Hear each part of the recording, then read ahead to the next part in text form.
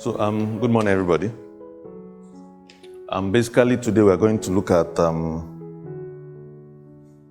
I had a session yesterday with a group of Christian businessmen, and in my course of discussing with them and talking to them, there was one of them who had said he deals on shoes, but that his business is not doing very well.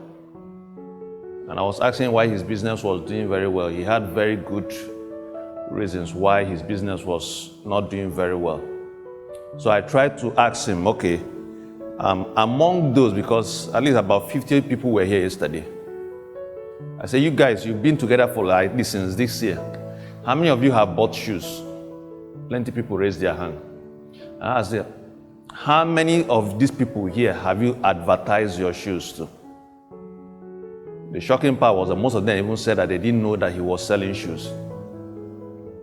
So for us, it's critical for you to identify your problem and now ask yourself, how do I really start to tackle this problem? Because a lot of time, people just assume that they have problem and they are not doing anything tangible to really fight it. So what I want us to do is to analyze the problems and say, how do we tackle this problem? So one of the first things that we must start to ask ourselves is, in what we are doing, what is not working for us? Have we really sat down to really look at the way we do things here? The way we've been operating, and have we asked ourselves, out of these things that have become routine for us, which part of our system is working and which part of our system is not working? Because it makes no sense repeating the same thing over and over again, and we're not even analyzing our process. Anybody who is not analyzing their process, there's no way that person can grow. No company can grow without, first of all, always reviewing what their processes are and looking at their system and say, what is working and what is not working. I was discussing with somebody too, same yesterday, and he said that after some time that they have branches across Nigeria, and they just, they have products. They will just ship the same products to Kano, same product to Abuja, same product to Maiduguri, same product to Port Harcourt and Onitsha. But with time, they started to look at what is working for them. I started to notice that there are certain products that are doing very well in Kano, but are not doing well in Abuja. There are products that once it's getting to Abuja, before it even gets there, they've finished selling it off. Why another product that is not moving in Abuja is moving very well in Onitsha. And what they now start to do was, based on that information and those feedbacks, they now started to channel product based on the needs of a particular environment. And what that told me is that if a business wants to do well, you must keep on repeatedly ask yourself, what is not working in our system, and not just repeating the same thing over and over and over. Is it the way we are sourcing for the candidates, for instance, for us? Is it the way we are liaising with our clients? What is the thing that is not working? Because if we can't sit back and identify the key things that are not working for us, then it becomes a huge challenge for us on how we can grow. And also means the next thing too is that we also need to look at our environment, the immediate environment, and look at, are there things that we need to start to change? In our immediate environment, are there things that we might just have taken it as normal? But do we need to analyze and say, okay, and probably the way we arrange our tables, probably the way we are making our calls, are there ways we need to rearrange our environment? Are there things that we've looked around that might have become common practice but are not helping us in growing what we are doing? Because until we start to do this analysis, it will be very challenging for us to grow. And when it's becoming challenging, frustration will be cropping in, and we just say, how do we reduce ourselves so that we can cut our expenses? So it's important for us to always, take out time to review our processes and find out where we're not getting it right. And the final point before we go into this thing for those who are watching is, so I came across something on LinkedIn. I want to play that. It's a video I came across on LinkedIn. So these guys, the neighbor's car was always, the alarm was just tripping off. And it was always annoying him. And he decided to do something with the alarm. So let's just listen.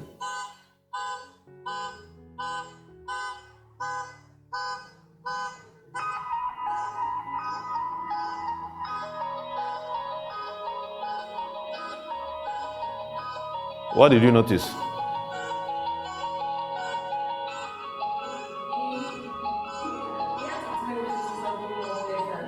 Essentially, instead of allowing this thing to bother him, he turned that disturbance into a music. Now, where am I going with this for all of us? What we do comes with a lot of annoyances, especially in the interview. And if we don't learn to adapt this attitude, we'll find out that we'll be missing the good candidates. All the annoyances that we are encountering with the candidate especially. Our work should be to sit down and say, how do we turn this annoyance into something pleasant? Do we now turn it into a game when we find out that somebody is, there was this interview session that I think is on YouTube where somebody came for an interview. Say, okay, how much are you asking for? Say, well, you people can start me on 2 million. They say, okay, wow, entry level. That's very good. Would you also prefer a private car? Say, yeah, that's wonderful. Okay. I hope if you can't drive, because we also give a driver. Say, wow, that's very nice. And also, the current house we have in Banana Island is finished, but we have somewhere in Ikoyi. Can you manage that one? Say, I can't believe my luck. And also, once in a while, you are supposed to go on vacation, but we might not be able to get you visa for America. I hope you can manage Canada. Say, this is unbelievable. Say, yes, it's unbelievable. Even what you're asking for is unbelievable. So we must start to learn to these issues that we're having with the candidates and in what we do. Just find a way of turning it into something funny, so that when somebody is trying to play a game, just play the game along with the person. And if we don't make this thing interesting, it becomes very challenging for us. It becomes rigorous for us. Anybody, especially in the current Nigerian situation that people find themselves, if you don't start to turn things that annoy you into a form of game, you watch the current Nigerian political situation, see the videos that people are coming up with. The frustration people are turning into some very funny and entertaining stuff. So the same thing too with what we do. We must find a way of turning the frustrating part of our job into interesting things. If we don't, the frustration will be building and it will affect our zeal to actually work harder. It's key for us to keep our eyes on the goal. Activity is not productivity. What we'll measure our performance with is the results that we achieve every month. We're in the 3rd week of the month. We have about 10 more days to go. At this stage, we should be asking ourselves seriously and critically, what have we each achieved as individuals? It's not just about coming and doing activities and going home. At the end of the day, what have we really achieved? We want to measure our performance. What are the things that we can use to measure our performance by?